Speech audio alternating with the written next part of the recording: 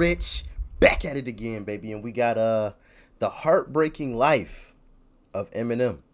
Shout out to Watch Mojo. This is what we're gonna be checking out today. Hey, smack that like button. Really helps out with the YouTube algorithm. If you're not a part of the family already, hit that subscribe button as well. And once again, thank you to everybody that has been sharing the videos. Greatly do appreciate it. All right. But also, if you're into gaming, if you like playing video games like myself, follow your boy on Twitch. All right. Link is in the description down below. Hey, if you want to hop into a game with your boy, feel free. Okay. Follow your boy on Twitch, and you know what I'm saying? Pull up to the stream and hop in with your boy, you know? But anyway, let's hop into it. Whether you know him as Eminem, Slim Shady, or Marshall Mathers, there's no denying the astronomical impact he's had on the music industry. Hey guys, it's Phoebe with Watch Mojo. Facts. Today we're taking a look at the heartbreaking story. Absolutely no denying the impact he's had. The impact, sheesh, can't talk, that he's had, man. That's a 100% fact. Anybody that tries to straight bullshit themselves, you know? Of Eminem. Here, tell these people something they don't know about me. One of the most genius things ever, and you know, obviously, for those that have been part of the family for a while, y'all know I've touched on that before. What he did there was fucking genius. I've already said everything that you could possibly say about me, so now when you say it, it ain't gonna hit the same because they already fucking know. For those of us that have been in roasting sessions, at least that's what I call them, roasting sessions, where you and a few other people, or you and one other person making jokes back and forth in front of some people. If you put all of your flaws out on Front Street from the jump, like, yeah, what you gonna say? Yeah, I'm black as hell, blah blah blah. Got big ass lips. Yeah, I do. You know what I'm saying? Like, it ain't gonna hit the same when they try to say it after you. It just ain't. Although his talent is amazing, what's even more amazing is his determination to succeed against all odds. Let's take a look at his story. Born Marshall Bruce Mathers the Sheesh. I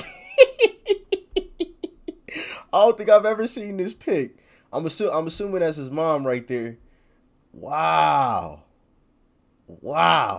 That does not look like M at all.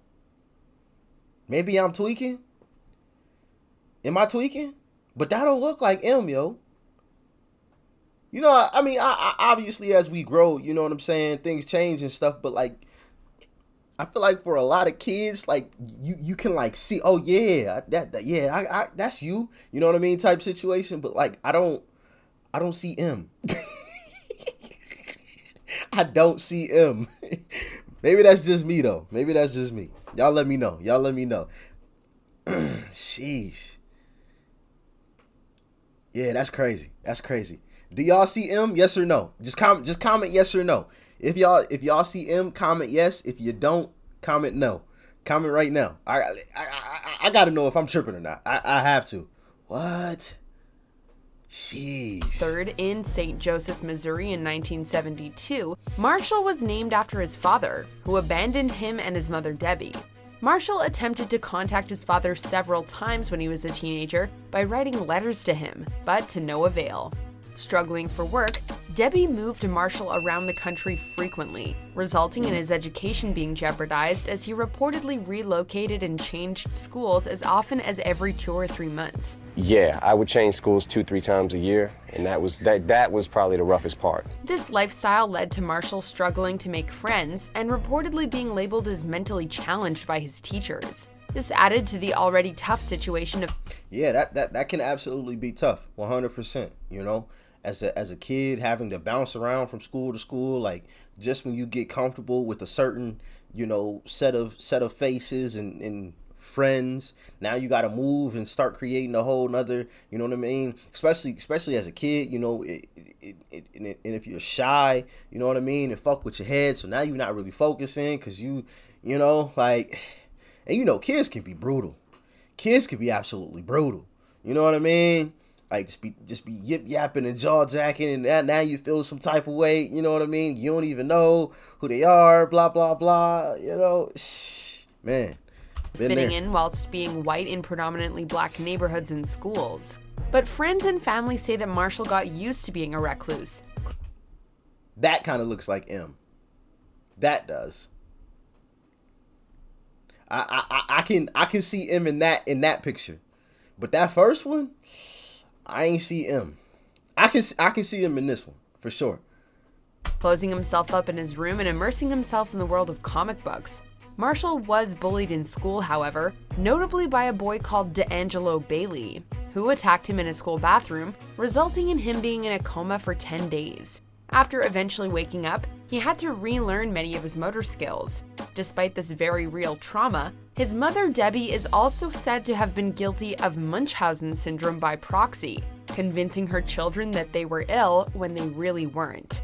Although he and his mother moved around a lot, Marshall spent most of his childhood in Detroit, and he finally found... I feel him on the bullying situation. I've touched on that before. When I was a kid, I got bullied a little bit until I started hitting the gym with Pops, and I built up my confidence and met the dude in the bathroom, and you know what I'm saying, gave him these hands. You know what I'm saying? And hey, listen, I felt like $1 million fucking bucks after I beat his ass. I felt like $1 million bucks. You know what I'm saying? I walked out that bathroom with a type of aura about me. I was like glowing, like. Hey, for my DBZ fans, anybody that ever watched Dragon Ball Z, I walked out of that thing like I was a Super Saiyan with that glow. You know what I'm saying? That glow that goes around Super Saiyans. You know what I'm saying? When they go Super Saiyan, that's how I walked out of the bathroom. Like, yeah, I did that. Hey, for real though. I'm happy it went my way though, cause you know, getting my ass beat would have been horrible for my psyche. You know, that shit would have been bad. Found solace in a friendship with his mother's half-brother Ronnie Polkingarn, and the two quickly became close. And although Ronnie was only 2 months older than Marshall, he became a mentor to him, introducing him to the world of rap music with the track Reckless from the Breakin' soundtrack. Later on in life, Ronnie would take his own life, leaving Marshall traumatized and speechless for days, incapable of bringing himself to attend his funeral. With somewhat of a revolving door of an education, Marshall spent 3 years in 9th grade, and eventually dropped out of high school when he was 17. Although Marshall dropped out of school, he always had a love for English. That and his love for rap music led him to attend open mic rap battles and try out his material. And it was around this time that he played around with rap names, going by names like MCMM and Eminem, like the candy. Eventually, he changed it to the Eminem moniker we know today. Although Marshall immersed himself in the underground rap scene, he constantly faced adversity due to him being white. Your squad ain't your type, take some real advice and form a group with Vanilla Ice.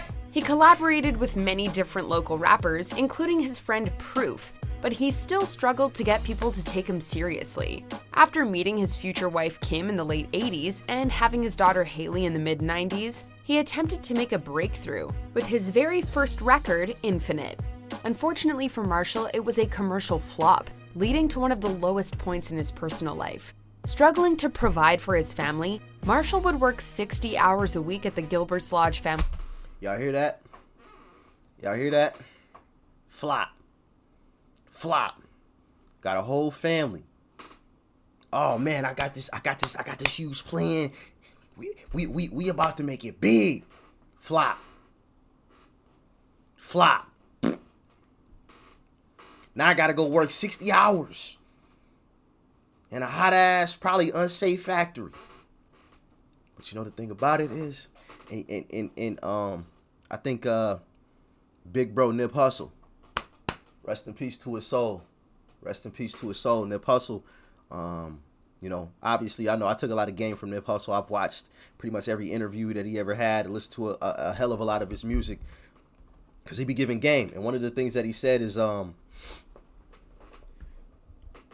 he ain't got it all figured out. You know, he never had it all figured out. The only distinguishing quality between him and the next person is he ain't quit. He went through every emotion. The highs, the lows, the happy times, the sad times, pissed off, angry, shit ain't happening. The only thing that differentiates him between the next man that didn't make it is he ain't quit. Same thing with M. He didn't quit. We all go through ups and downs, man, but it's how you respond to those moments. It's how you respond to them. That's 100. Restaurant, but after being fired from Gilbert's and with the disappointment of his Infinite record, Marshall attempted suicide. By 1997, Marshall was living with his mother Debbie and Kim and Haley in his mother's trailer. In mid-1997, Marshall decided to change tact. He decided to make his writing more controversial and more hard-hitting, and he created the alter ego Slim Shady to go with his new style, giving him a platform to create chaos on the airwaves. Hit rock bottom. May not have been the greatest response to it, attempting suicide and whatnot. Thank goodness it didn't work. But once he came out of, and the thing about hitting rock, the thing about hitting the bottom, and I know it's corny. I get it. I know it's corny. But there's only one direction you can go. There's only one other direction, baby. Once you've hit that floor, that's it. I know it's corny. I know we've heard it 1,000 times. You know what I'm saying? But I think it's important to keep reiterating it to everybody. It's only one way up after. It's only one direction after that. And then he obviously, he figured out what didn't work or what wasn't catching. And that's the thing about failure. You got to learn from it. You got to analyze it. Try to wrap your mind around it, understand it. Why? What happened with that? Let me try to look at it from a different perspective, because sometimes we get so caught up in, oh man, that was like the smartest idea ever. Well, clearly it wasn't. It didn't work. But why? Was it at the wrong time? Did you deliver it? Was the delivery off? Was your mode of communicating it not in the same realm or avenue that people were ready to receive it? Like, analyze your failures. Don't just take a failure and toss it to the side. You can learn a hell of a lot from your failures. Trust and believe that. What followed was the Slim Shady EP, and after the EP fell into the hands of Dr. Dre, Eminem, also known as Slim Shady, received almost overnight success with Dr. Dre backing him. Since Marshall's shot to superstardom in the rap world, there have been many ups and downs for him, musically and critically. But it's the details of his personal life, specifically in a courtroom, that have garnered plenty of media attention. First of all, Marshall and Kim have been married and divorced twice, with their relationship famously being on-off constantly. Due to his upbringing, Marshall's relationship with his mother has also been somewhat of a roller coaster. In fact, his mother Debbie sued him for $10 million for slander as a result of the Slim Shady LP. And that's not the only time Marshall has been sued. Far from it. He's been taken to court multiple times for track sampling copyright claims and numerous defamations of character. He was even sued for defamation on a diss track he did by the kid who put him in a coma when he was younger. There were even talks of the Secret Service investigating him due to a controversial line in the song We as Americans. Before we continue, be sure to subscribe to our channel and ring the bell to get notified about our Yes, sir. Shout out to Watch Mojo. latest 100. videos. You have the option to be notified for occasional videos or all of them. If you're on your phone, make sure you go into your settings and switch on notifications. Outside the courtroom, Marshall was fighting his own demons. During the filming of his semi-autobiographical movie 8 Mile, Marshall struggled with insomnia due to long filming hours and became addicted to prescription drugs to help him sleep. He spiraled out of control, with the rapper stating that he lost years of memory due to his addiction. After overdosing on what doctors said was the equivalent to 4 bags of heroin and relapsing several times, Marshall eventually took to exercising 4 bags of heroin. Sheesh. God damn. as an alternative to his addiction, and famously, memory due to his addiction. After overdosing on what doctors said was the equivalent to 4 bags of heroin and relapsing several times, Marshall eventually took to exercising as an alternative to his addiction. And famously, singer Elton John became a mentor for him, regularly calling him up to check on his sobriety. Hey, if you've never tried it, A little exercise is good for the spirit, man. I'm telling you. I'm telling you. You know, it's definitely good for the spirit. You know. Marshall Mathers' success in the music industry is undeniable, and his creative, hilarious, and highly controversial lyrics have changed the way we look at rap. Although his talent is amazing, what's arguably more amazing is his determination to fight against the odds in order to succeed. And that is the heartbreaking life of Eminem. There's definitely more to this man than meets the eye. What do you guys think? For sure. Literally from the bottom to the top. From the bottom to the top. Rock bottom to the very top. Crazy, right? Crazy. Obviously, y'all. I mean, most of y'all know the story. You know the story better than I do. Damn it, you know, not having much as a kid, suicide, almost dying, to the end we know and love today. Absolutely incredible. Like I said, man, we all fail. We all fall down. We all make mistakes, including myself. You know what I'm saying?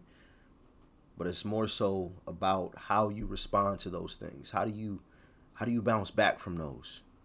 You know, do you sulk in it, or do you pick yourself up, brush yourself off, and analyze why X, Y, and Z happened, or why, you know what I mean?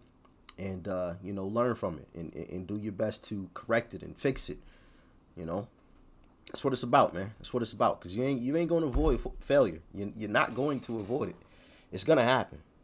It's going to. Trust and believe that. How do you respond to it? Y'all let me know in the comment section below. Like, share, comment, and subscribe before you go.